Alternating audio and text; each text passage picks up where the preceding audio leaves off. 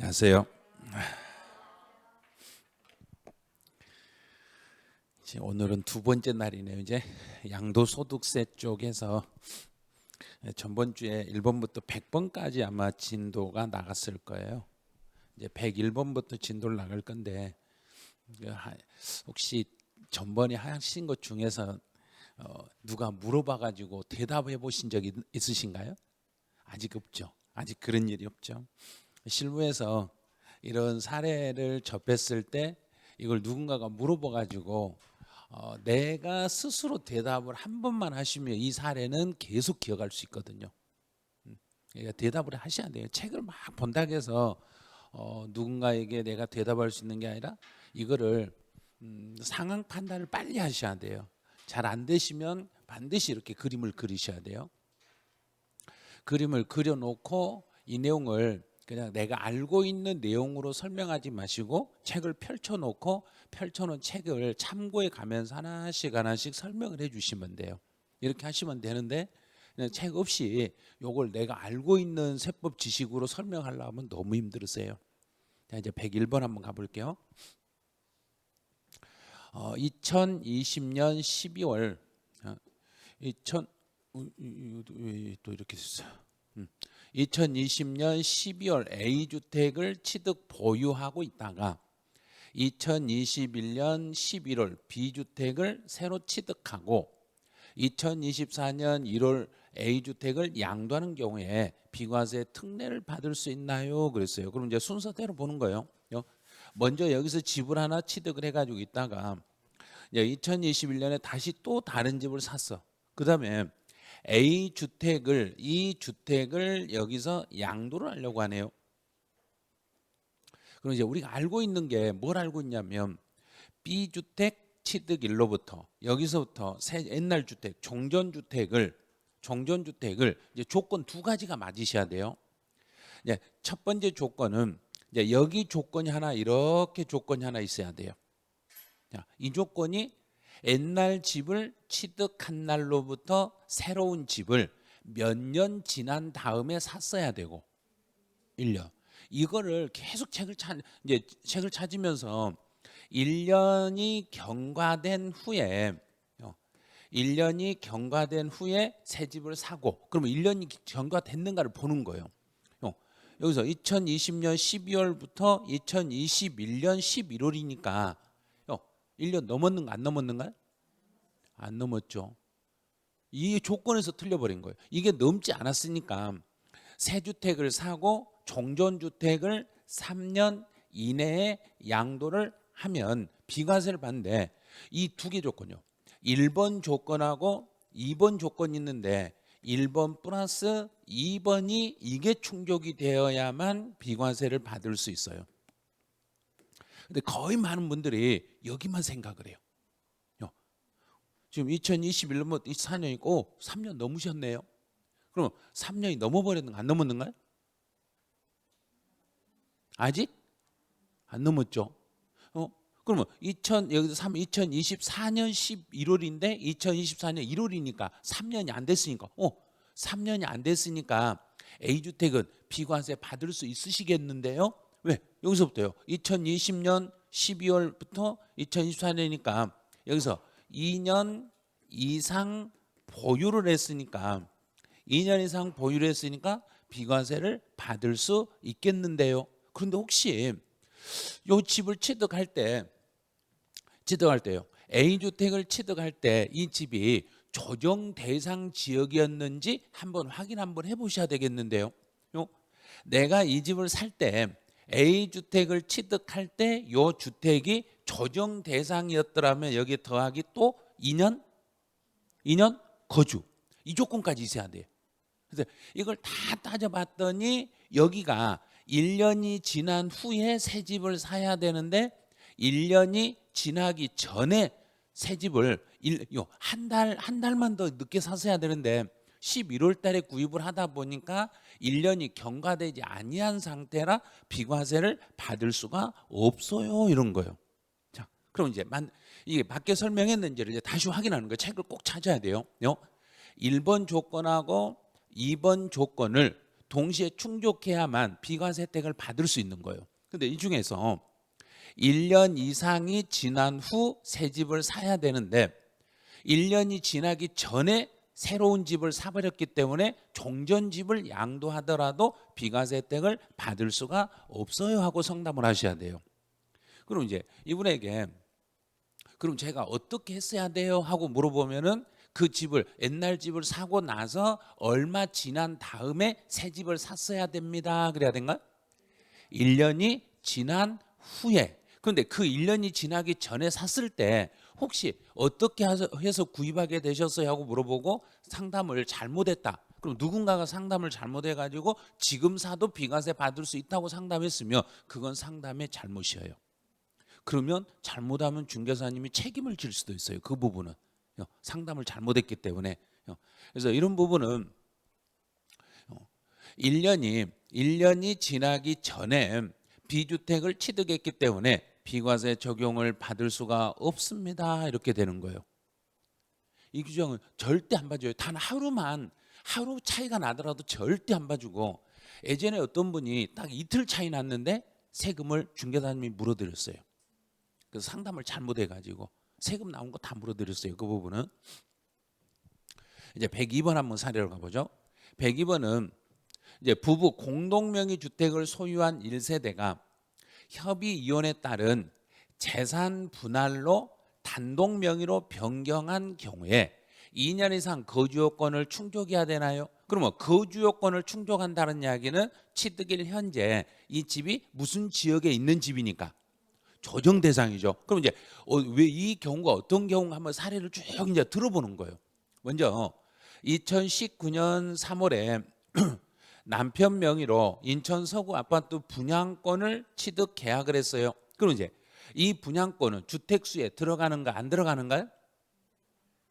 자, 첫 번째 분양권 정리하고 오시라겠잖아요. 그래서 분양권은 언제 취득한 분양권부터 주택수에 들어가고 2021년 1월 1일. 그러면요 2019년이니까 이 분양권은 아직 주택수에 들어가는 거 아니에요.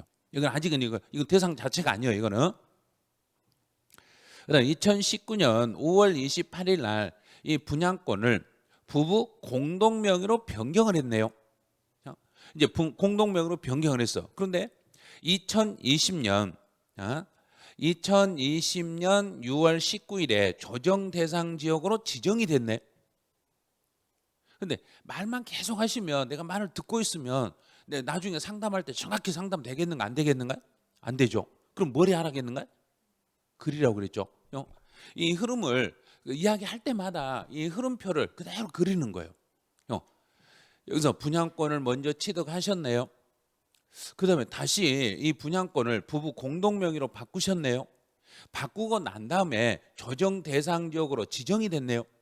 그런데 이 분양권이 지금 여기서요. 2019년에 취득했던 이 분양권이 이제 잔금이 완납이 되고, 여기서 잔금이 완납이 됐네.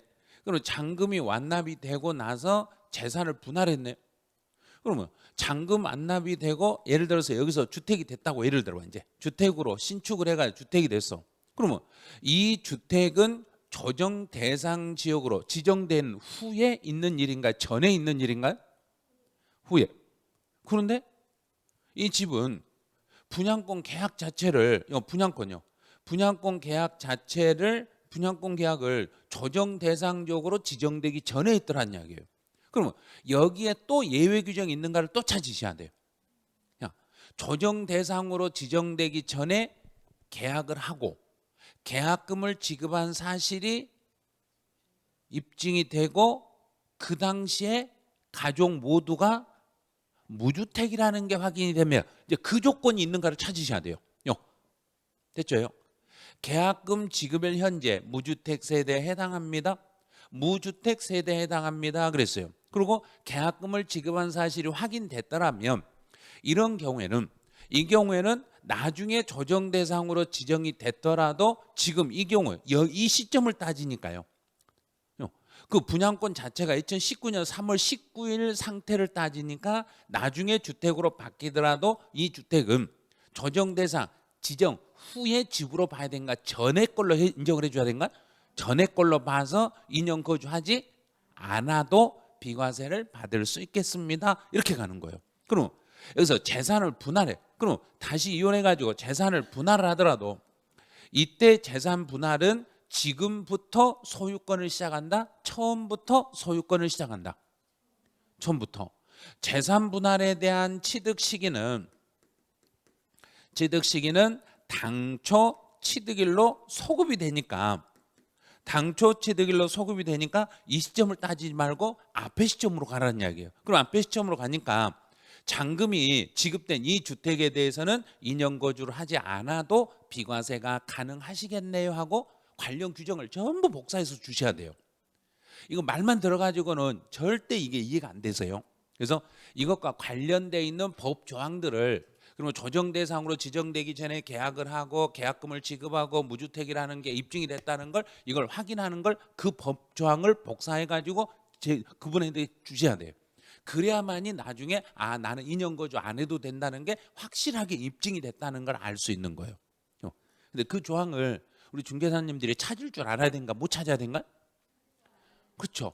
그런데 찾으려면 법제처에 들어가서 법령 정보 시스템에서 소득세법을 뒤져가지고 찾아야 되는데 그 보는 연습을 안 하시더라는 이야기예요. 그런 걸 잘 안 하세요. 실무에 돈 벌려면 그걸 해야 돼요. 실제로 돈하고 직결된 내용이라면 우리가 할 것은 다 하셔야 돼요. 그래서 지금 이 상태에서 이제 해석 다 했어. 이제 다 그죠? 근데 너무 뭔 말인지를 도저히 못 알아먹겠어. 그럼 이제 이 내용 중에서 가장 간단한 것으로 이제 해결해야 돼요. 계약금 지급일 현재, 일단 무주택이라는 게 입증이 됐죠. 무주택이라는 게 입증이 됐어. 그다음에 계약금을 지급하고 계약금을 지급한 사실이 증빙 서류에서 확인되는가, 요걸 꼭 확인하셔야 돼요. 그거 말로만 하시면 절대 안 돼요. 혹시 계약금을 상대방한테 입금했다는 통장 사본 그거 복사해서 주세요 그래야 돼요. 그게 있어야 돼요. 실제로 계약금을 지급한 사실이 증명 서류에 의해서 확인이 돼야 돼요. 말로는 안 된다는 이야기예요. 내가 계약금 지불했어요, 이건 안 통해요. 그러면 그 상대방 어떤 계좌에다가 그 계약금을 입금했는지 정확히 확인해요. 그래서 이 두 개가 동시에 충족이 되면은 거주 요건을 적용하지 않는 것입니다. 이렇게 돼요. 그렇더니 봤더니요. 소득세법 시행령 154조 제1항에 여기 나왔네요. 이게 이런 조항들이 나오면 소득세법 시행령에서 비과세는 154조가 다 들어있어요. 그러면 이런 것들을 생각하고 나중에 상담할 때도 그거 시행령 154조 규정 때문에 이거 혜택 받을 수 있어요. 이렇게 전문적으로 이야기하면 와 대단한 사람으로 느껴져요.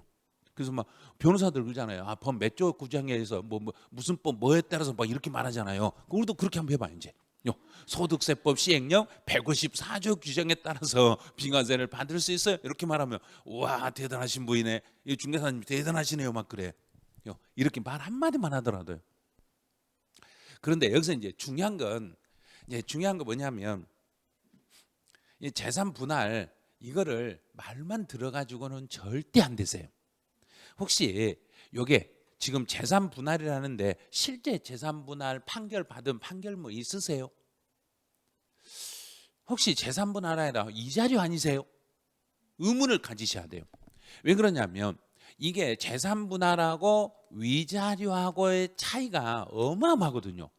재산 분할이면 당초 취득일로 가고 위자료였을 때는 취득의 시기를 언제로 잡아야 된다 그랬던가? 등기 접수일. 기억하셨어요? 위자료의 경우는 매매예요. 매매인데 위자료를 물건으로 받았을 때는 실제 대금 청산일이 확인이 되는가요? 잘 안 되는가요? 안 되죠. 물건을 받아버렸으니까. 그래서 대금 청산일이 확인이 안 되면 두 번째는 무슨 날을 취득일로 잡아야 되고 등기 접수일. 그래서 등기 접수일로 가는 거예요. 그럼 등기 접수일로 간다는 이야기는 위자료로 받았을 때는 당초 처음 시점으로 돌아가는 거야. 지금부터 내 것이라는 이야기인가? 지금 새로 취득한 걸로 보니까 조정 대상 지역 지정되기 전에 취득했다, 후에 취득했다. 후에 취득했으니까 위자료로 받은 것이라면 2년 거주를 하셔야 되니까 반드시 이거 입증하셔야 돼요. 말로는 안 됩니다. 그래야 돼요. 이렇게까지 딱 해줘야 되는데 그냥 상대방 말만 듣고 재산 분할이에요. 그러면 그거 괜찮아요. 이래 버리면 안 돼. 그래서 어떤 분 한 분이 그분이 15회 추가 시험에 합격하신 분이 있어요. 15회 때는 너무 어려워서 15회 때는 시험을 2번 봤거든요. 추가 시험에 합격했는데 그분이 하는 이야기가 자랑 삼아서 저한테 전화를 하셨어요. 뭐라고 전화? 선생님 저요. 이혼 재산 분할도 제가요 이번에 한번 처리해 봤어요. 그러더라고요. 재산 분할 처리해 가지고 세금도 안 내게 제가 해봤어요. 막 그러더라고요. 자랑해서 막 자랑하더라고요. 그런데 제가 진짜로 그 이상한 사무적인 목소리로 혹시 진짜 재산 분할 맞으세요? 확인했어요? 선생님 왜 그러세요? 그래요. 확인해봤냐고요. 확인해보고 그렇게 이야기하시냐고요. 그랬어요. 그랬더니 아니 내가 이거 이혼하고 관련된 거 처음 처리해서 자랑하려고 전화했는데 선생님 그렇게 말하시면 안 되죠. 막 그러더라고요. 아니 그렇게 말하면 안 되니까 그러니까 직접 확인했냐고요. 그랬어요. 아니 안 했는데요. 확인해보세요. 등기 띄워보세요. 뭐라고 돼 있는지. 그래서 등기부 조회를 해봤더니 뭐라고 돼 있냐면 등기 원인이 매매로 돼 있더래요. 아니 재산 분할 아니잖아요. 그러면 그랬어요. 아니 그분이 재산 분할을 했다니까요. 그래요. 아니 그러니까 재산 분할을 했다는 판결문 가져왔나요? 그랬어요. 아니요. 그분 말만 믿으시면 절대 안 돼요. 그랬어요. 그 다시 한번 전화해보서 확인해보세요. 그랬더니 하는 이야기가 네 제가 분할 받는 건 맞는데요. 재산 분할이 아니라 위자료로 받은 것 같아요. 그러더. 인제서 그때 그렇게 이야기하더란 이야기예요. 그럼 위자료로 받았으면 비과세 처리를 못 받으니까 세금 내셔야 돼요. 그랬어요. 위자료를 받은 거라면 여기서부터요. 등기 접수일로부터 양도일까지 계산해가지고 비과세 요건 충족 못했잖아요. 못했으니까 세금을 물어야 되는데 왜 비과세를 하셨어요? 그랬어요. 그랬더니 그분 말만 믿고 재산 분할로 처리했으니까 당초로 돌아가니까 보유기간 2년이 넘었더란 이야기예요. 그런데 등기 접수일로 따지면 2년이 안 됐더란 이야기예요. 그럼 지금 당장 그 위자료 재산 분할 위자료기 때문에 이건 비과세를 못 받는다. 과세다. 세금을 내야 된다고 이야기해서 세금 얼마라고 말해 주세요. 그랬어요. 그랬더니 제가 어떻게 전화해요? 지금 전화 빨리 하세요. 그랬어요. 시간 늦으면 더 안 되니까 지금 전화해서 빨리 그걸 바꾸세요. 그랬어요. 그랬더니 전화하고 난 다음에 다시 연락 왔어요. 전화 드렸어요. 그러더라고. 그러면서 이제 시무룩해서 전화해요. 네. 그러면서 하는 이야기가 어떻게 했어요? 그랬더니 네 그거 세금 내기로 했어요. 그러더라고. 그분이 뭐라 했냐면 그걸 재산 분할이든 위자료든지 그 집은 제가 미련이 없는 집이고 이혼하면서 받은 집이라 미련이 없으니까 세금 내라면 제가 낼 거예요. 그리고 세금 낼게요 하고 그러고 말았대요. 그러니까 끝난 거예요.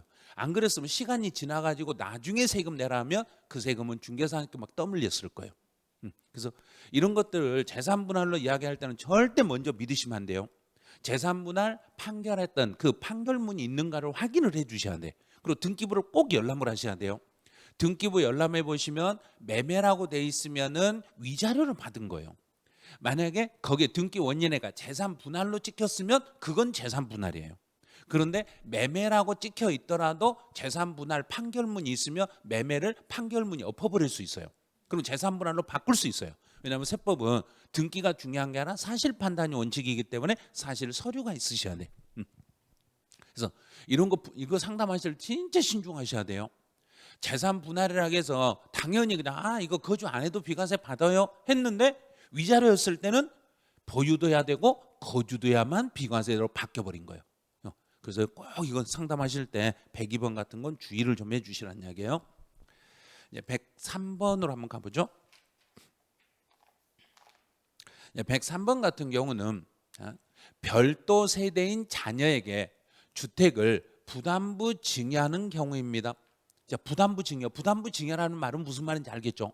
부담부 증여. 자, 그럼 이제 왜 비과세가 가능한가 하고 상담 왔어. 그럼 이제 어떻게 된 사정이에요? 물어보면 2020년 3월 20일 날 주택을 제가요 취득했는데 이거를 다시 이제 2022년 5월 30일 날 B주택을 다시 또 취득했어요.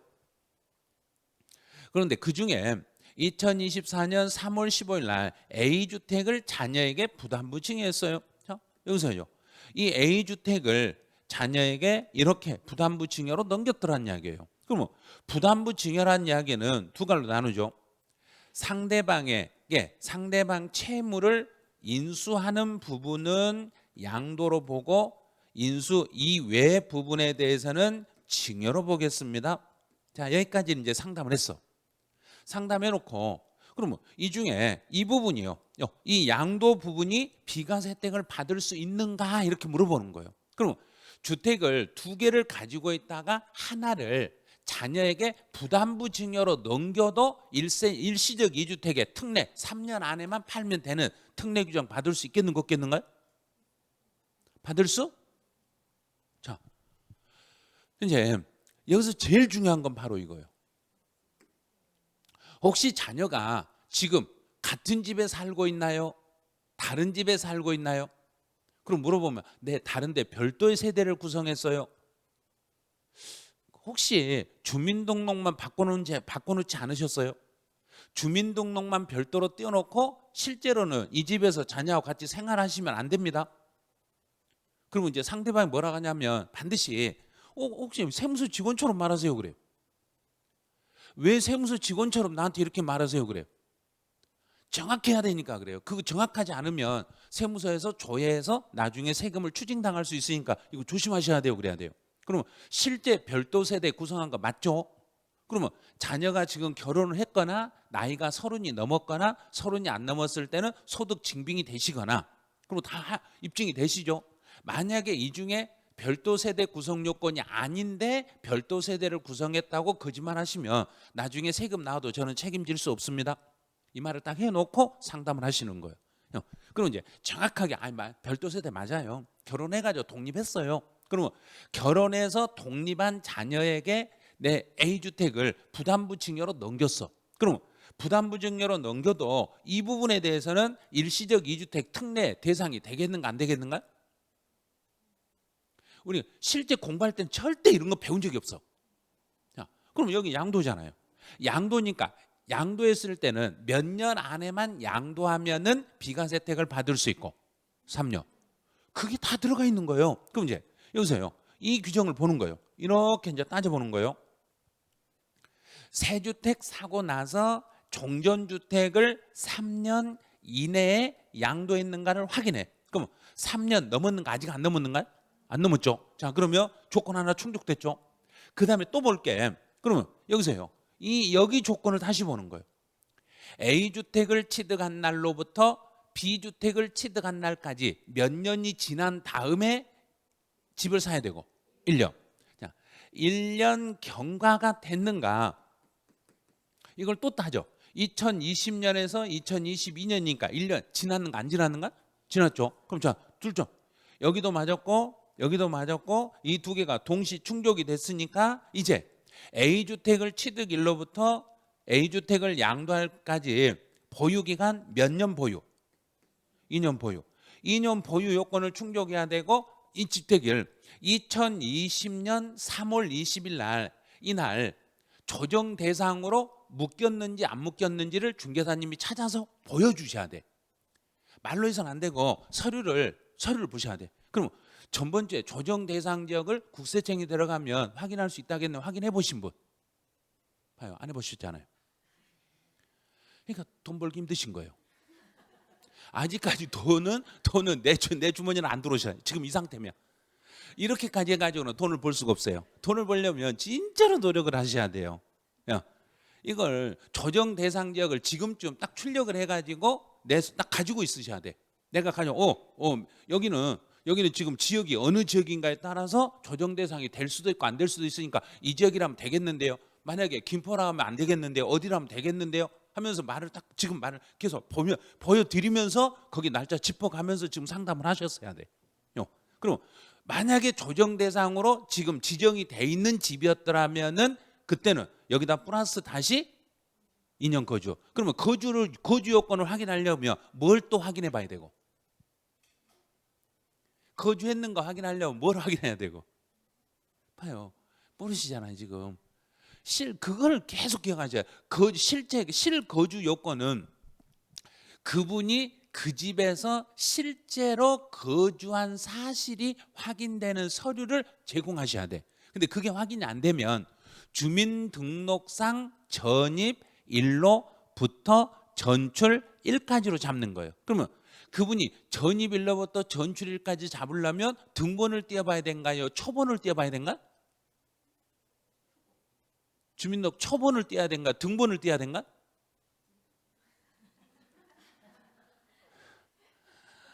아니, 지금 중개사를 하려고 하신 거예요? 지금 안 하려고 하시는 거예요? 우리 공부가 업으로 하시면 안 돼요. 공부를 업으로 하시면 안 돼요. 공부는 돈 벌려고 지금 하는 거니까. 지금 이 실무는 그러면 초본에가 주소 이전 내역이 다 나와요. 등본에는 그 세대주만 나오잖아요. 그래서 내가 이 집에 언제 들어와서 언제까지 살았는가, 옛날부터 주소 내역이 쭉 나온 걸로 뽑아주세요. 그러면 언제 내가 이 집에 들어와서 언제부터 언제까지 여기 살았는지 그 주소 이적이 쫙 나와. 그럼 거기에 2년 거주 여건이라고 확인되고, 그다음에 관리사무소에 가가지고 입주 카드를 사본을 복사해가지고 제출하시면 실제 이분이 거주했다는 게 확인이 돼요. 그다음에 그래도 안 됐을 때는 방법은 그 관리사무소에 주차 등록해 놓은 게 있을 거예요. 주차 등록해 놓은 거 그거라도 복사해서 가져오셔야 되고, 또 그래도 안 되면 내가 지금 살고 있는 집에 우유 배달이나 신문 배달했으면 거기 가서 이 납부 영수증이라도 내가 계약했던 거라도 그거라도 복사해서 갖다 줘야 되고, 실제로 그 집에서 살았다고 증명할 수 있는 서류를 제시하셔야 돼요. 그래야 2년 거주로 인정이 돼요. 그냥 말로만 나 2년 살았어요, 세무서 절대 그거 인정 안 해줘요. 실제 증빙 거주했다는 사실이 확인되는 서류를 제시하셔야 돼요. 자, 그럼 부담부 증에서 채무 인수분 이 양도, 여기는 조건이 다 맞았다고 봐. 조건이 다 맞았으면 이 채무 인수분 이 부분에 대해서는 비과세 혜택을 받을 수 있어야 된가 없어야 된가? 있어야죠. 그러면 나머지 이외에는 증여니까 채무 인수에 대해서만 양도소득세 비과세를 받을 수 있어. 근데 여기서 그냥 비과세 받을 수 있어요 해버리면 또 안 돼. 자, 마지막 하나 점검할 거. 마지막 뭘 점검해야 된다? 공인중개사님이라면 이 중에서 여기서 지금 하나를 더 점검을 해 주셔야 돼. 만약에 그 하나 때문에 세무서에서 세금을 비과세 안 해주고 과세로 추징해 버릴 수 있어. 자, 뭔가 뭐 하나가 남았어. 딱 하나.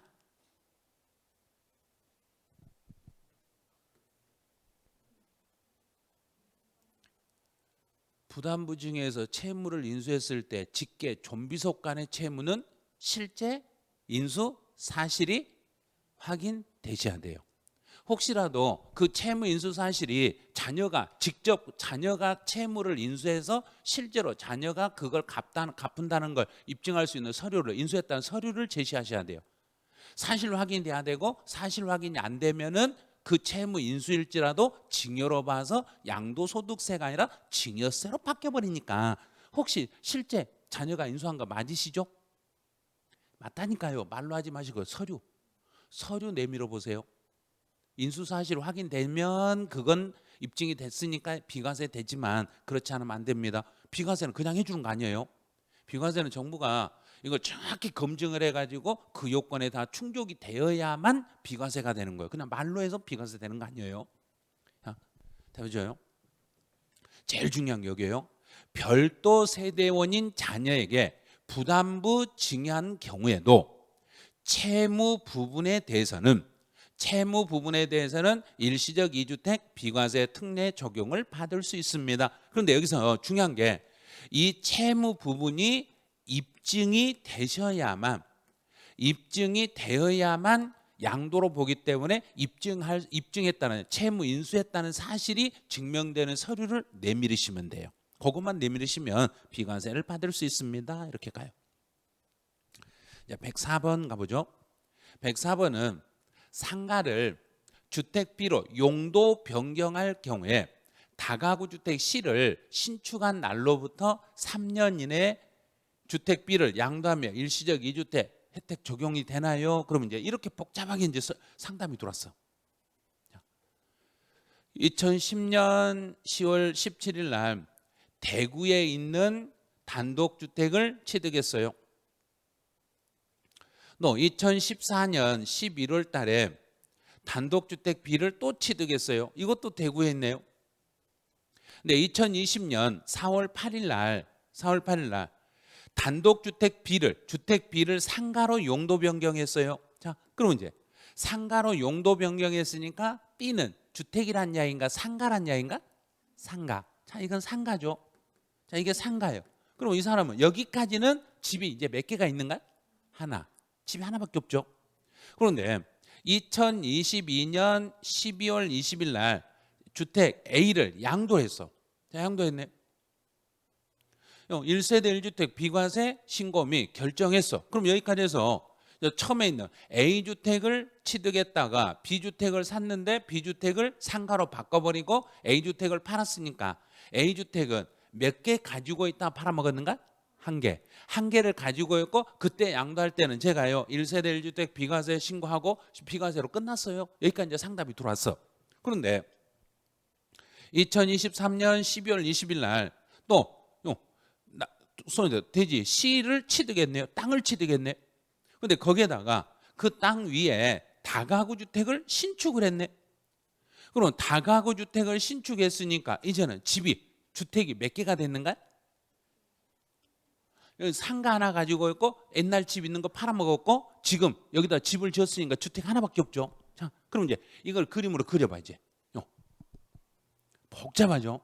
이제 이야기할 때마다 그 종에다가 그 흐름을 하나씩 체크해가지고 여기다 메모를 쭉 해가는 거예요. 그래서 이렇게 B주택을 상가로 변경하고 A주택을 양도했으니까 이 조건이 맞는가 봐.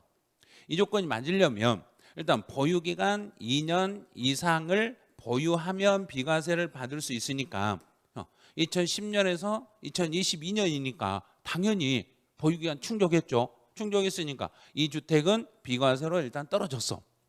그다음 이제 토지를 사고 C주택을 신축했는데 다가구 주택을 신축을 했네. 그럼 이제 이때는 지금 이 그림을 딱 보니까 이제 지금까지 가지고 있는 집이 신축하기 전까지는 주택이 있었는가 없었는가? 상가로 바꿔버렸으니까 없죠. 없는 상태. 이게 이제 새로운 집이요. 이 새로운 집이니까 그러면 이 새로운 집이니까 이 집에 대해서는 비과세 혜택을 받을 수 있어요 하고 물어보면 이제 하나씩 보는 거예요. 4번 보죠. 1세대 1주택이든 자가 소유하던 상가를 용도 변경하여 주택으로 사용하는 때는 주택으로 용도 변경한 때에 다른 주택을 취득한 것으로 보아. 다른 주택을 취득한 걸로 보라. 그러면 여기서는 주택이든 자가 소유하던 상가를 용도 변경하여 주택으로 사용하면 상가 취득한 날을 주택으로 봐라. 주택으로 바뀐 날 주택으로 봐라. 주택으로 바뀐 날 새 주택을 산 걸로 보고 처리해라. 그럼 여기서는 주택이 상가로 바뀌었으니까 이때는 주택이란 이야기 이제 여기서부터는 상가란 이야기인가? 상가. 여기서부터는 이제 상가니까 B주택은 없어지는 거예요. B주택은 없어지고 상가 하나만 가지고 있는 상태니까 이 C주택을 신축을 했더라도 이 사람은 집이 2개 있는 사람이다. 하나 있는 사람이다. 하나 있는 사람이니까 이 주택을 신축한 날로부터 몇 년 지난 다음에 팔면 2년이 지난 다음에 팔면은 비과세를 받을 수 있는데 다가구 주택이니까 쪼개서 팔아야 비과세다. 통으로 팔아야 비과세다. 통으로. 그렇죠. 하나의 매매 단위로 거래해야만 비과세를 받을 수 있어요. 이렇게 상담해 주시면 돼요. 그리고 이제 여기서 중요한 것은 주택을 상가로 바뀌면은 그 집은 주택이다 상가다. 상가. 그럼 반대로 상가를 주택으로 바뀌면 그 주택은 언제부터 주택으로 본다? 변경된 날. 이걸 잘 봐야 돼요. 상가를 용도 변경하여 주택으로 사용하는 때는 용도 변경한 때, 용도를 변경했을 때 그때부터 주택으로 해석하시겠습니다. 이렇게 해서 하시면 돼요. 그러면 만약에 상가를 주택으로 용도 변경했을 때 장기 보유 특별공제를 적용할 때는 처음에 상가를 주택으로 바꿀 때까지는 보유기간을 뭘로 보고 장특공제를 적용하고 상가. 그렇죠. 상가로 보고 매년 2%씩 적용을 하셔야 되고 주택으로 용도 변경했을 때는 그때는 만약에 1세대 1주택이라면 보유 기간 플러스 거주 기간 공제를 해서 두 개를 더해 가지고 공제를 해 주시면 돼요. 상당히 이게 복잡해져요, 이제요. 그래서 이렇게 용도 상가를 용도 변경하여 주택으로 바뀌면 바뀐 날부터 주택이고, 그럼 반대로 돌리면 주택을 상가로 바뀌면 바뀐 날부터 뭘로 보고? 상가로 보고. 여기서부터 상가 하나 가지고 있고 이번에 다가구주택 하나를 신축했으니까 다가구주택 하나만 있는 사람으로 봐서 요 집이 나중에 비과세 요건을 충족하면 비과세를 받을 수 있겠어요? 이렇게 상담하시면 돼요. 그래서 제일 중요한 것은 주택이 상가로 바뀌었을 때 요 과정만 설명을 잘 해주시면 돼요. 그리고 이 관계되는 규정 내용이 있으면 그 규정을 복사해서 보여드리셔야 돼요. 말로 해서는 못 믿을 수 있으니까. 그래서 용도를 변경했을 때는 변경한 시점을 기준으로 판단하고, 사실 판단하니까 상가를 주택이면 이때부터 주택을 상가로 바뀌었으면 이때부터 상가, 이렇게 해석을 해주시면 돼요. 이제 105번 사례를 한번 가볼게요. 이것도 사례를 보니까 무지 복잡해 지금요. 2016년 10월에 A주택을 취득했어요. 2017년 6월에 재건축 조합원 입주권 1+1을 승계 취득했어요. 이거 좀 뭔 말이죠? 또 2023년 7월 달에 조합원 입주권은 완공된 CD 주택을 취득할 예정입니다. 2024년 10월에 A주택을 양도할 예정인데요. 이렇게 상담 들어오면 우리 사무실 앉아서 뭐라고 해야 되겠는가? 우리는 잘 못해요. 우리는 이거 상담 못해요. 우리 사무실에서는 불가능하겠는데요. 이렇게 하시면 옆집으로 이제 옆집에 갔더니 이렇게 분석을 했네. 자, A주택을 취득하고 조합원 입주권 1+1을 승계 취득했네. 근데 C주택으로 이렇게 바뀌었어. 그러면 이제 A주택 하나, C주택 하나, D주택 하나 해서 총 몇 개 집을 가지고 있는가? 3개. 그 중에서 A주택을 양도했으니까 A주택을 여기서 양도했으니까 이때는 집을 몇 개 가진 사람이 이 집을 팔았다는 이야기인가? 3개. 3주택 중에서 1주택을 양도하셨습니다. 3주택 중에서 1주택을 양도했으니까 비과세, 우리 특혜 받을 수 있는 규정이 있던가 없던가요? 없죠. 그런 건 없는데요. 아무리 봐도 없는데요. 아무리 이렇게 제가요 법을 혜택을 드리려고 아무리 봐도 없네요. 그래서 이 경우는 특혜를 받을 수 없어요. 그럼 나는 어떻게 하면 특혜를 받을 수 있어요? 그렇게 물어봐요. 그럼 어떻게 하면 특혜를 받을 수 있어요? 그럼 뭐라고 해야 되는가? 내가 그걸 어떻게 알아요? 내가 그걸 어떻게 알아요? 중개사님은 입에서 모른다는 소리 절대 하면 안 된다고 그랬어요. 절대 내가 그걸 어떻게 알아? 이게 아니라 네, 방법을 모색해 드릴게요. 저만 믿어보세요. 자, 그럼 이 중에 A주택을 취득하고 C, D주택을 취득 예정이면 이 중에 C나 D를 먼저 누군가에게 증여를 하거나, 또 방법 중에 하나 있죠. 어떤 방법이 있는가요? 이 중에 건물 부분만 다른 세대원에게 증여를 해버리거나, 건물 부분만 다른 세대원에게 증여해버리면 요거는 빠져버리니까 집이 2개니까 요 집을 사고 나서 옛날 종전집을 몇 년 안에 팔아버리면 되는 거고, 3년. 그러면 이제 집이 조합원 입주권 2개를 받았더라도 그 중에 하나의 건물 부분을 다른 세대원에게 증여해버리면 내가 가진 온전한 집은 몇 개로 보는가? 2개. 이런 방법도 있네요. 그러면 이렇게 해도 비과세 받을 수 있는 근거 있으세요? 그러면 이제 그 대법원 판례 규정 있는 거, 그 판례 규정을 복사해서 이 판례 적용을 하면 비과세 받을 수 있겠어요? 하고 딱 알려주는 거예요. 그러면 중개사님이 세무사보다 훨씬 낫네요. 그럼 세무사 사무실에 상담을 안 간다는 이야기예요. 그런데 우리는 계속 세무사 사무실로 맡겨. 그럼 세무사 사무실에 가면 어떤 일이 생기냐면 세무사님들이 상가한 게 아니라 거기 직원들이 물어보고 그건 잘 안 돼요. 그건 안 돼요 해버려요. 그거는 비과세 받을 수 있는 방법 없어요. 왜? 집이 3개니까 3개 중에 하나를 팔면 비과세 받을 수 있는 방법은 없어요. 이래버려요. 예외적으로 비과세 받는 방법을 만들어 드려야 되는데 그걸 잘 안 해주신다는 이야기예요.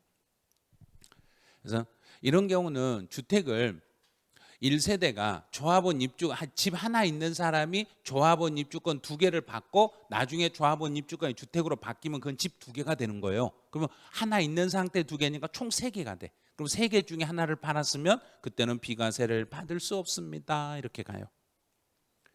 이제 106번으로 한번 가보죠. 여기서부터는 이제 상속을 받았을 때, 상속을 받을 때 처리하는 거예요. 무주택자가, 집 없는 사람이 2주택 상속받은 후에, 그러면 상속으로 A주택과 B주택을 상속을 받고 그 후에 1주택을 양도하고 그중에 A주택을 양도했어요. A주택을 양도했으니까 하나 팔았으니까 요 집 팔았으니까 이제 몇 개 남았는가? 하나 남았죠. 요 집 하나 남았죠. 하나 남은 상태에서 이 중에 새로운 주택을 취득함으로써 일시적 2주택이 된 경우에 비과세 특례 조정을 받을 수 있나요? 새로 취득한 주택은 조정 대상이 아니에요. 그러면 이제 지금 이 집을 새로 취득할 때는 이제 여기서부터 보는 거예요. 옛날 주택 B주택 취득일로부터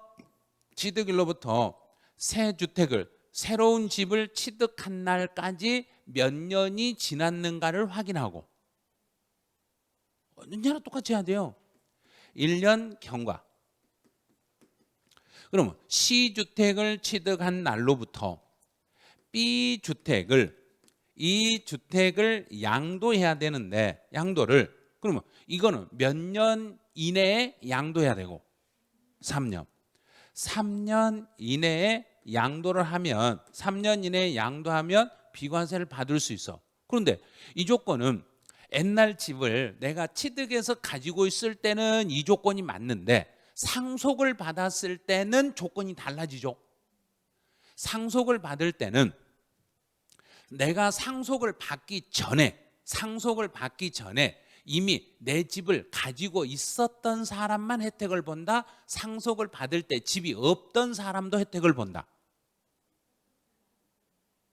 상속을 받을 때는 그게 55페이지 한번 봐보세요. 55페이지 자 제일 위에 양가로 2번 타이틀 상속으로 인한 2주택이에요. 상속으로 인한 2주택이니까 처음에 집이 있는 사람이 상속을 받아서 2주택이라는 이야기인가요? 상속받고 난 후에 집을 취득해서 2주택이라는 이야기인가? 상속을 받기 전에 이미 집이 있었어야 돼. 이미 있었어야 돼요. 상속으로 2주택인 경우에만 특혜를 주니까. 그러면 지금 이 상태는 상속으로 2주택이라는 이야기인가요? 내가 상속받고 난 다음에 집을 취득해서 2주택이라는 이야기인가? 다음에. 그러면 이 경우는 상속주택에 대한 특례를 받는다 못 받는다? 못 받아. 그래서 상속주택에 대한 특례를 못 받으니까 일반적인 혜택을 받을 수 있는가를 따져보는 거예요. 일반적 일시적이 돼. 그런데 문제는 상속을 2개를 받으면 내가 상속주택을 2개를 받으면 상속주택으로 봐주는가요? 안 봐주는가요? 자, 그러면 상속주택은 오로지 사망자가 가지고 있었던 주택 중에 그 중에 하나의 주택만 상속주택으로 보고 사망자가 여러 개 집을 가지고 있었으면 그 중에 하나는 상속이고 나머지는 일반주택으로 취급해요. 상속주택은 나를 중심으로 하는 게 아니라 사망자를 중심으로 해. 사망자가 2개를 가지고 있다 사망을 했으면 2개 집을 가지고 있다 사망했으면 누군가 자녀 상속인들에게 집이 상속이 되더라도 그 둘 다 상속주택이다. 그 중에 하나만 상속주택이다. 어떤 집이 상속주택이 되는지를 우리 중개사님들이 알아놓으셔야 돼. 그러면 사망자가 여러 개 집을 가지고 있다 사망했을 때 그 여러 개 집 모두가 상속주택으로 인정되는 게 아니라 그중에 딱 어느 집 하나만 상속주택으로 인정이 돼. 자, 이제 그것들을 배우게 될 거예요. 자, 그 양가로 2번 밑에 보면 참고해가지고 표 있죠. 자, 표. 그게 그 내용이에요. 상속 개시 당시 사망자가 2주택 이상을 가지고 있었을 때 이 순서가 어떤 순서로 상속주택이 되는지 요거를 이제 중개사님들이 기억하셔야 돼. 우리 시험 볼 때는 이게 필요 없는 내용인데 실무할 때는 진짜로 중요한 내용이에요. 그중에 제일 먼저 사망자가 소유한 두 개 중에요. 이 둘 중에 사망자의 보유 기간이 길게 제일 길었던 거. 첫 번째 나왔죠. 피상속인이 소유한 기간이 가장 긴 주택, 요것만 상속주택으로 인정이 돼. 그런데 만약에 보유기간 똑같으면, 자, 두 번째는 거주한 기간이 긴 주택. 그러면 사망자가 가장 오랫동안 살았던 그 집이 상속주택이 되는 거예요. 만약에 보유도 거주도 똑같으면 세 번째로 사망 시점에 사망자가 살고 있었던 집이 그게 상속주택이 돼요. 이 순서를 체크해 놓으셔야 돼요. 그러면 나중에 이거는 우리가 암기할 수 없으니까 나중에 상담 들어오면 이걸 딱 복사해 가지고 요즘을 보여드리고, 이 규정은 비과세하고 관련되면 언제나 소득세법 시행령 몇 조 규정인 근처에 찾아보면 된다. 154조. 요거 하나는 기억해 놓으신 게 좋아요. 시행령 154조 근처에 보시면 이런 것들이 있어. 이런 내용이 다 나와요. 그래서 이제 사망자가 집을 두 개 가지고 있다가 이 두 개를 가지고 있다가 만약에 자녀 두 분에게 한 사람에게는 A주택을 한 사람에게는 B주택을 상속했더라도 그중에 두 사람 다 상속주택의 특혜를 받는다. 한 사람만 특혜를 받는다. 한 사람. 상속주택을 어떤 상속주택을 받은 사람이 특혜를 받는다. 보유 기간이 제일 긴 주택을 상속받은 사람만 상속주택이고 나머지 사람은 일반 주택을 받은 거나 마찬가지예요. 상속주택 안 돼요, 그거는. 자, 그럼 이제 이 사람은 한 사람이 두 개를 받아버렸죠. 한 사람이 두 개를 받았을 때는 상속주택 혜택이 없어져요. 이거 특혜가 안 돼요. 그럼 일반 주택으로 보는 거예요. 그냥 둘 다 일반 주택으로 보는 거예요. 혜택이 없어요. 상속주택에 특혜가 없으니까. 그런데 그 중에 하나를 팔았으니까 이제 일반 주택 하나 가진 걸로 보여요. 일반 주택 하나 가졌으니까 일반 주택 하나를 가진 날로부터 새로운 집을 몇 년 지난 다음에 사야 되고 1년 지난 다음에 사고 새 집 사고 나서 옛날 집을 몇 년 안에만 팔면 되고 3년 안에만 팔면 비과세 혜택을 받을 수 있습니다. 그러면 A주택은 과세가 됐지만 요 집은 요거 당연히 과세되겠죠. 둘 중에 하나를 팔았으니까 과세가 되지만 나중에 C주택을 사고 C주택을 취득한 날로부터 B주택을 몇 년 안에만 팔면 특혜를 받을 수 있다 그래야 되는가? 3년 안에만 팔면 특혜를 받을 수 있겠습니다. 이제 막 맞는가 봐야죠. 2주택을 상속받아 하나를 먼저 양도하고 1세대 1주택인 상태에서 새로 주택을 취득하여 일시적 2주택이 되었을 때는 새로운 주택을 취득한 날로부터 3년 이내에 종전주택을 양도하면 옛날 집을 양도하면 비과세 혜택을 적용받을 수 있습니다. 이렇게 특혜가 있는 거예요. 그래서 상속을 두 개를 받았더라도 그중에 하나를 팔면 나는 일반 집 몇 개 가진 걸로 본다. 하나 가진 걸로 보니까 이제 하나 가진 걸로 보니까 일시적 2주택에 대한 특혜를 그냥 다 받을 수 있어요. 이제 107번으로 한번 가보죠.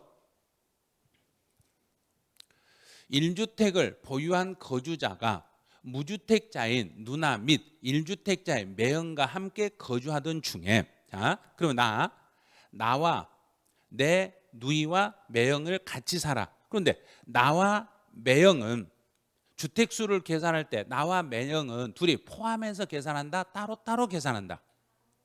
자, 매형은 세대원 안에 들어온다, 안 들어온다? 안 들어와요. 안 들어오는데 전번주에 수업 안 들으신 분은 지금 뭔 말인지 좀 저 소리가 뭔 소리야 지금 그러고 있어요. 자, 왜냐하면 나의 형제 자매까지만 들어가고 형제 자매 배우자는 안 들어가. 자, 그래서 이렇게는 동일 세대로 보는데 나와 내 누이는 형제 자매니까 동일 세대로 보는데 매형은 대상이 아니야. 자, 그런데 이제 그 중에 누나가 신규 주택을 취득하고, 그러면 누나가 신규 주택을 취득했으니까 여기 취득했으니까 이제 나와 누나는 동일 세대니까 1세대 집이 몇 개란 이야기인가? 자, 2개다, 3개다. 2개. 자, 2개죠. 그런데 갑이 A 주택을 양도하면, 그런데 갑이라는 사람이 A 주택을 양도하면, 그러면 여기서부터 보는 거예요. 여기서부터 누이가 취득할 때까지, 이때까지 몇 년 지난 다음에 누이가 집을 샀었어야 되고, 1년. 꼭 그거 확신해야죠.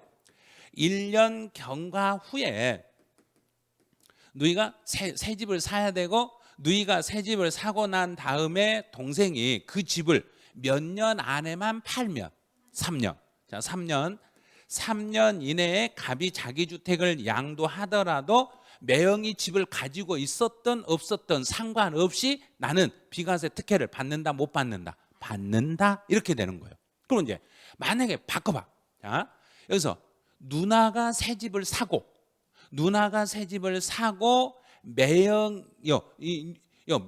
집을 팔았다고 봐. 그럼 매형이 집을 팔아버리면, 여기서 매형이 집을 팔아버리면 매형은 갑하고 관계를 따진다, 누이하고만 관계를 따진다. 누이하고만. 그럼 해석했죠. 이렇게만 따져요. 이렇게가 세대원이니까. 그러면 여기 그럼 내 배우자가 집을 샀을 때 그때는 여기서 이렇게 따지는 거예요. 이런 식으로. 매형이 집을 취득한 날로부터 누이가 집을 취득한 날까지 몇 년이 지난 다음에 샀어야 되고 1년. 그다음에 누이가 집을 사고 난 다음에 매형이 몇 년 안에 그 집을 팔았어야 되고 3년. 이 조건만 맞으면 비과세 특혜를 받을 수 있어요. 그러니까 세대 구성이 누구가 세대 구성인가를 빨리 묶음으로 알으셔야 돼. 이거를요. 그래서 매형은 매형하고 처남하고는 세대 구성원이 한 세대로 구성원이 들어갈 수가 없다. 구성 없다. 그러면 나하고 누나는 동일 세대원이 되니까, 이렇게는 동일 세대니까 주택수를 따지는 거고, 매형은 누나하고만 부부간에만 이렇게 따지는 거예요.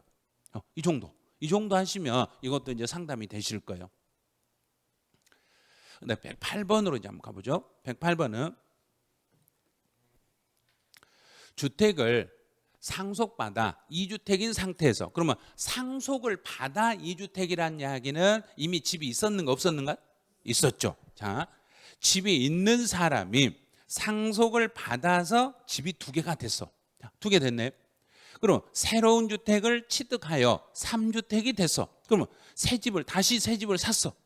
자, 새 집을 샀으면 이 경우에 새 집을 사고 나서 여기서 이제 양도를 할 때 A 주택을 양도하려고 그래. 자, 양도하려고. 그러면 이 A 주택을 양도할 때 비과세 특혜를 받을 수 있나요? 그러면 네, 있어요. 그래야 된가? 그건 안 돼요. 그래야 된가?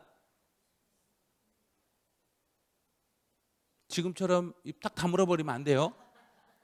물어보면 뭔가 대책을 세워 주셔야 돼. 자, 받을 수 있어요. 그래야 된가? 받을 수 없어요. 그래야 된가? 받을 수? 무조건 막 뻥치고 있어요. 그러다가 나중에 큰일 나면 또 안 돼. 그러니까 근거를 정확히 대셔야 돼. 왜 받을 수 있는가 이유를 이제 지금부터 설명을 하는 거예요. 자, 먼저 상속을 받아서 2주택이 됐을 때는 그 중에 어떤 집을 먼저 팔아야 혜택을 볼 수 있고, 그렇죠. 자, A 주택을 먼저 팔면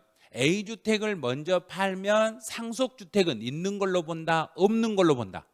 없는 걸로 본다. 그러면 A 주택을 양도할 때는 상속주택 관계 없음. 상속주택하고 관계없이 자기는 지금 B주택을 취득 안 했더라면 A주택을 먼저 팔아버리면 1주택자로 해석해라, 2주택자로 해석해라. 1. 자, 1주택이죠. 그럼 이거 없는 걸 보는 거예요. 여기서 A주택을 먼저 양도하니까 여기 없는 걸로 보니까 이제요. A주택 취득일로부터 비주택 취득일까지 몇 년 지났는가만 따지면 되고 1년. 1년이 경과가 됐는가를 따지시고 새 주택 사고 나서 옛날 A주택을 몇 년 이내만 양도하면 되고 3년.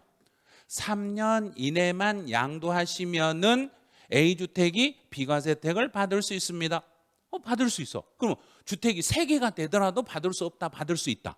받을 수 있다. 왜? 상속 이게 없는 걸로 보니까 이 사람은 집이 3개로 본다, 2개로 본다. 2개로 보고 상담하시면 돼. 이거 가능한 거예요. 그런데 이게 가능한데 이게 가능 안 하다고 전부 다 상담을 하는 거예요. 집이 이게 3번째 집이잖아요. 하나, 둘, 3개니까 3개인데 어떻게 비과세를 받는데요? 막 그래요. 받을 수 있어요. 자, 그럼 이제 여기서 이 집을 B주택을 취득하고 나서 A주택을 먼저 팔아버리면은 이제 A주택은 비과세 특혜를 받아. 그럼 이제 집이 몇 개 남았는가? 뭘 하나요? 2개죠. 상속하고 2개 남았죠. 이제 상속하고 2개 남았는데 그러면 그 상속주택은 또 상속주택으로 된다. 이제는 이미 하나 혜택 봤으니까 이제부터는 일반주택이 된다. 그래요. 일반주택이 돼버린 거예요. 왜냐하면 상속주택을 취득하고 상속주택 받고 난 이후에 취득을 해버렸으니까. 그런데 만약에 이 집이 없었더라면, 자, B를 취득 안 했더라면 A주택을 먼저 팔고 비과세를 받았더라면 이제 또 상속주택을 취득한 날로부터 몇 년 보유 양도하면 또 비과세를 받을 수 있고 2년 또 비과세를 받을 수 있었어요. 그런데 중간에 사버렸잖아요. 그러니까 이제 상속주택을 취득하고 난 이후에 취득한 집이기 때문에 이제는 그때는 비과세 혜택을 받기가 약간 어려워요. 이제 예전에는 이랬어요. 예전에는 상속을 먼저 받고 일반 집이 있고 상속을 받았으면 나중에 다른 집을 사고 옛날 집을 팔고 또 계속 또 일반 집을 계속 먼저 팔기만 하면 다 비과세 줬어요. 그런데 그거 한 번만 혜택을 주게 바뀐 거예요.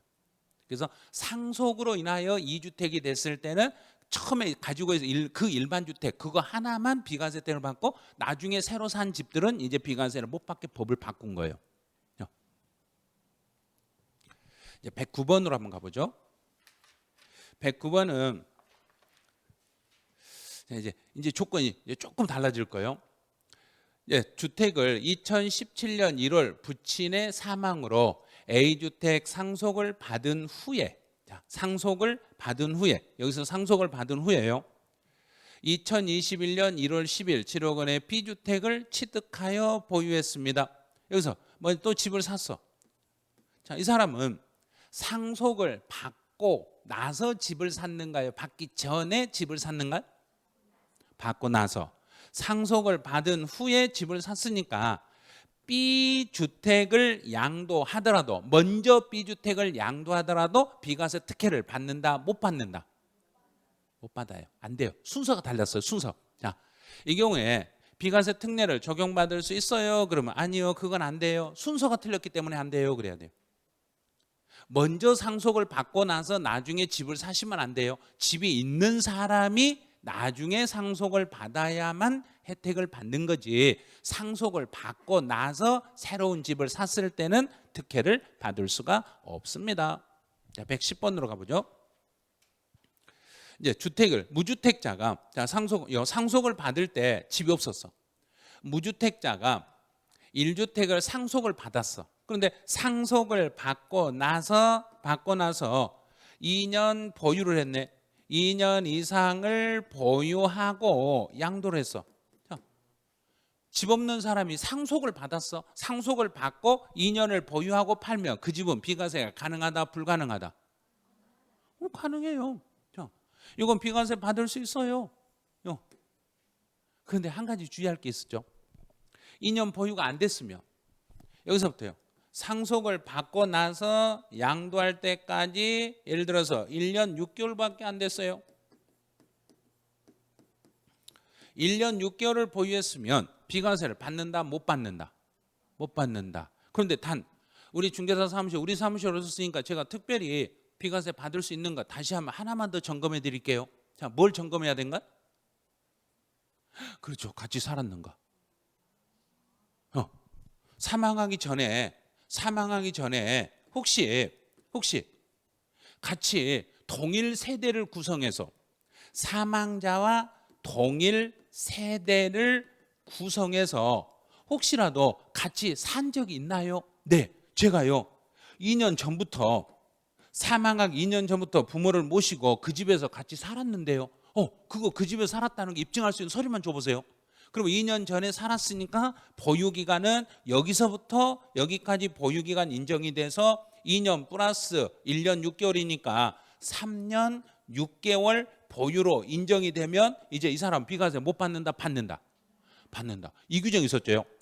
무주택자가 피상속인과 동일 세대인 경우에는 사망하시기 전에 상속인이 사망자와 같은 세대를 구성하여 부모를 모시고 살았을 때는 부모님하고 나하고 동일 세대를 구성해서 살았던 그 기간을 뭐하여 그랬는가?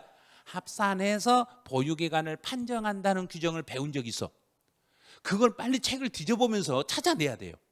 그냥 그건 안 돼요 이러면 안 되고, 이건 보유기간 아직 2년 안 됐으니까 이거 못 받아 이게 아니라 혹시 사망하시기 전에 사망자와 동일 세대를 구성해서 혹시 같이 살았던 적이 입증할 수 있는 서류 있나요? 물어보고 입증이 돼요 그러면 입증만 하면은 보유기간을 합산해서 2년만 넘으면 비과세를 받을 수 있습니다.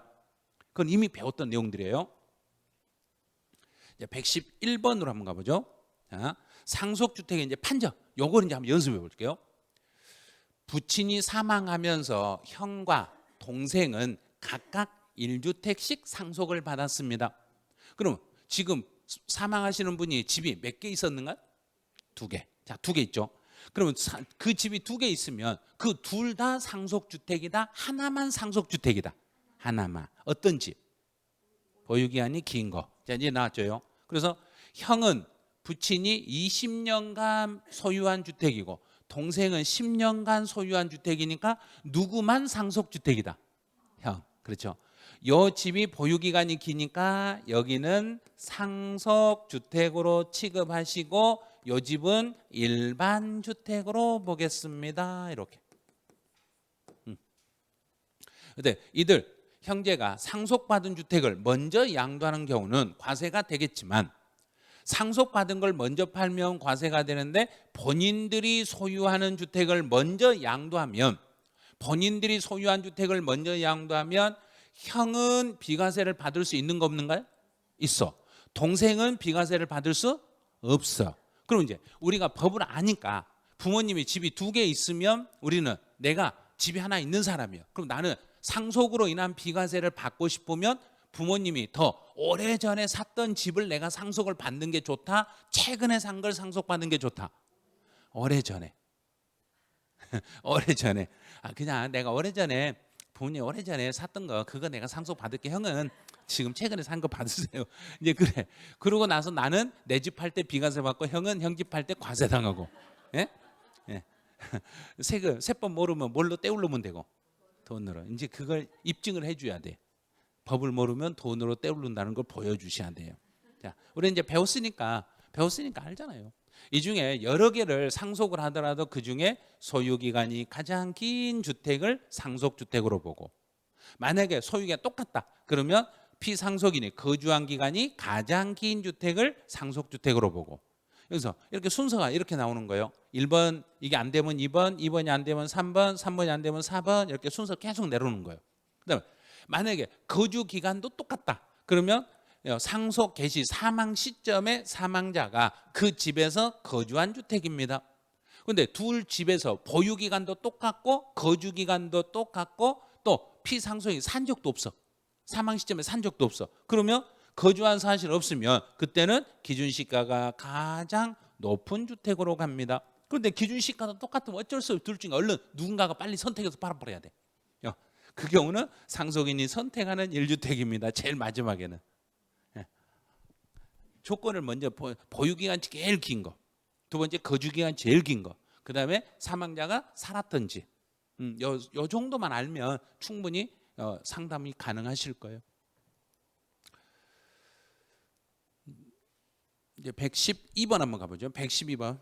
자, 이것도 상담을 하실 때 어떤 분이 실제 그 수강생이었는데 수강생 분이 이런 경우에 있었어요. 이 경우에 있었는데 한 9군데 중개사 사무실을 다녀봤대요. 그때 말이 다 다르더래요. 여기 다 달라가지고 이제 세금을 내야 되겠다 생각하고 세금을 얼마로 낼 건지 궁금해서 이제 저한테 이제 물어보러 왔어요. 세금 얼마나 나와요? 이게 제가 이런 경우인데 세금 얼마 나와요? 이렇게 해서 세금 나오면 그거 이제 계산해서 제가 내야 되니까 얼마 정도 나오는지 좀 알려주세요 하고 왔던 사례예요. 여기에요. 1주택을 보유한 1세대가 1주택을 보유하고 있는 60세 이상의 직계 존속을 동거 봉양하기 위해서 세대를 합쳤어요. 자, 여기서요. 1주택을 가지고 있고 주택 있는 부모하고 합쳐서 이렇게 이제 세대를 합쳤어요. 이렇게. 네, 그 세대를 합친 후에 직계 존속의 사망으로 이분이 사망했어. 자, 여기서 사망을 해가지고 사망해서 이제 상속으로 받았어요. 그 집을 같이 부모하고 같이 살고 있다가 지금 살고 있는 그 집을 같이 살았던 자녀가 그 집을 상속을 받았어. 그러면 이 경우에 상속주택 이외 주택을 양도하며 A주택을 양도했을 때 상속주택은 비과세 특혜를 받을 수 있나요? 자, 여기서요.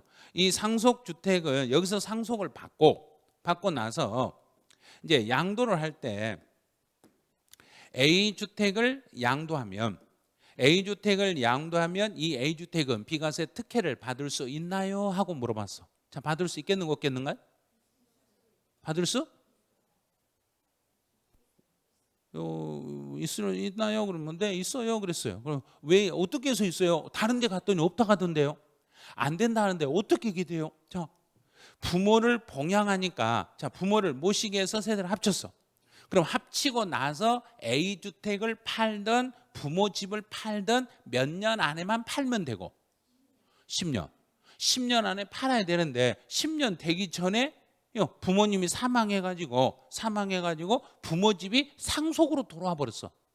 그러면 상속으로 바뀌어버렸으니까 이제 상속으로 바뀌었으니까 상속 집을 먼저 팔아야 된가요? A집을 먼저 팔아야 된가?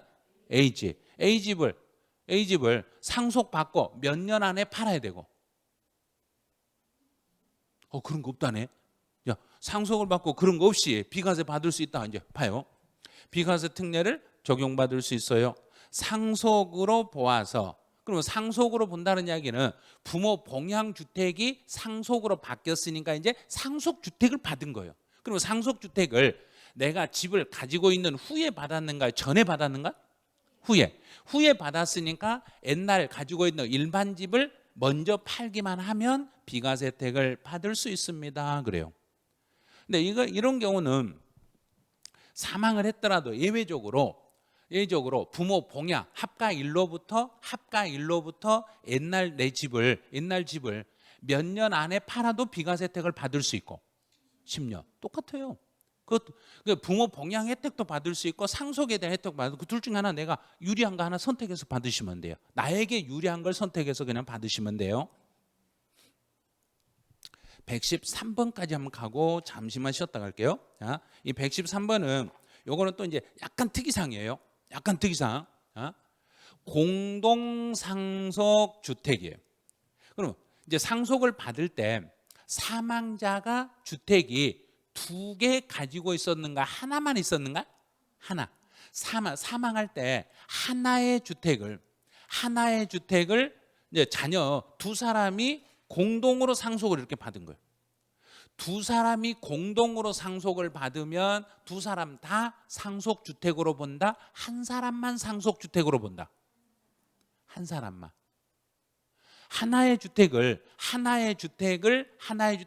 여러 상속인이 공동으로 상속을 받으면 이 중에 한 사람만 주택이고 나머지 사람은 주택이 아니에요. 주택수에 아예 안 들어가. 자, 그럼 어떻게 보는가 이제 제일 밑에 봐보세요. 자, 이제 판정을 할 때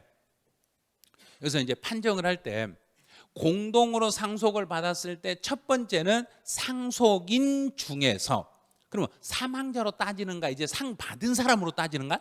받은 사람. 앞에서 사망자가 주택을 여러 개 가지고 있을 때는 받은 사람으로 따졌는가? 사망자로 따졌는가? 사망자로 따졌죠. 그런데 집이 하나 있는 상태에서 상속을 했을 때 공동으로 상속을 받으면 상속을 받은 사람들로 따지는 거예요. 자, 상속인 중에서 지분이 가장 큰 사람, 이 사람만 주택을 받은 걸로 보고 나머지 그러면요, 갑만 집이고 을은 주택이 아니라고 보는 거예요. 이 사람은 집 아니에요. 그러면 을은 주택수에 안 들어가고 누구만 상속주택, 주택수에 들어간다. 갑. 그러면 만약에 갑이라는 사람이 A주택을 가지고 있고 갑이 A주택을 가지고 있고 이 공동상속주택을 가지고 있으면 갑은 집이 지금 상속받은 거 하나, 일반 집 하나. 그런데 만약에 을이라는 사람이 공동상속을 받고 B라는 주택을 이렇게 가지고 있으면 을이라는 사람은 B주택 하나, 상속주택 하나 이렇게 분석한다. B주택 하나로 분석한다. 그렇죠. 이 사람은 B주택 하나만 가진 걸로 봐. 이거 없는 걸로 보고 요거 하나만 가진 걸로 분석을 해주시면 돼. 그다음 만약에 지분이 똑같다. 그러면 지분이 똑같으면 상속인 중에서 그 주택에 거주한 자, 여기서는 연장자 아니에요. 두 번째 조건 조심해야 돼요. 지분이 제일 큰 사람으로 가고 지분이 다 둘이 똑같으면, 예를 들어 지분이 50%씩 둘이 똑같으면은 이 상속주택에 지금 뭐 한 사람? 거주한 사는 사람. 갑하고 을 중에서 이 집에서 부모를 모시고 같이 살았던 사람, 그 사람으로 가. 그런데 둘 다 부모를 모시지 않았으면 그때는 나이가 제일 많은 사람, 이렇게 순서. 자, 이렇게 순서를 잡아요. 여기서는 공동상속주택이었을 때는 입장이 사망자 입장에서 판단해라, 상속인 입장에서 판단해라. 상속인. 그런데 사망자가 여러 개 집을 가지고 있다 사망했을 때는 누구 입장에서 판단해라? 사망자 입장에서 판단해라. 이것만 딱 기억하시면 돼. 이제 자, 그럼 여기까지 해결했으면 공동상속주택에서 갑은 60%, 을은 40%면 이 상속주택은 누구만 상속주택으로 본다는 이야기인가? 갑. 자, 갑만 상속, 을은 빠져. 자, 을은 빠져요. 자, 그럼 이 경우에 지분이 가장 큰 상속인 이 외의 자가, 자, 지분이 큰 이 외의 자라고 했으니까 을은, 자, 을이라는 사람은 을이 상속주택, 일반 주택을 소유한 경우에는 일개의 주택만을 가지고, 그럼 을이라는 사람은 지분이 더 작았으니까 상속주택이 있는 걸로 봐라, 없는 걸로 봐라? 없는 걸로 보고 자기가 옛날부터 가진 집 하나만 가지고 그 집을 몇 년 보유하고 팔면, 2년 보유하고 팔면 그 사람은 바로 비과세를 받을 수 있습니다. 그런데 이제 지분이 큰 사람 봐보죠. 지분이 큰 상속인은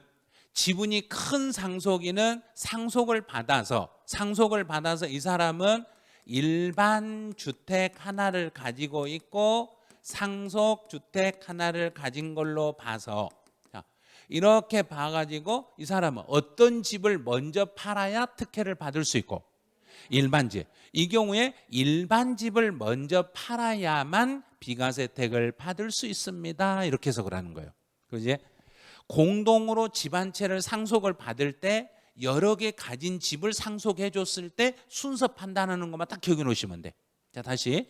사망자가 여러 개 집을 가지고 있으면 그 중에 상속주택으로 판정은 누구를 기준으로 판단했고, 사망자를 기준으로 판단했고, 하나의 주택을 가진 사람이 사망하고 그 집을 여러 상속인이 공동으로 상속을 받았을 때는 누구를 기준으로 판단하고, 상속인 기준으로 지분이 제일 높은 사람, 지분이 높지 않은 똑같으면 거주한 사람도 없으면 연장자, 이렇게 순서로 잡아주시면 돼. 자, 여기까지 해놓으시고 114번부터는 잠시 쉬었다가 진행을 하죠.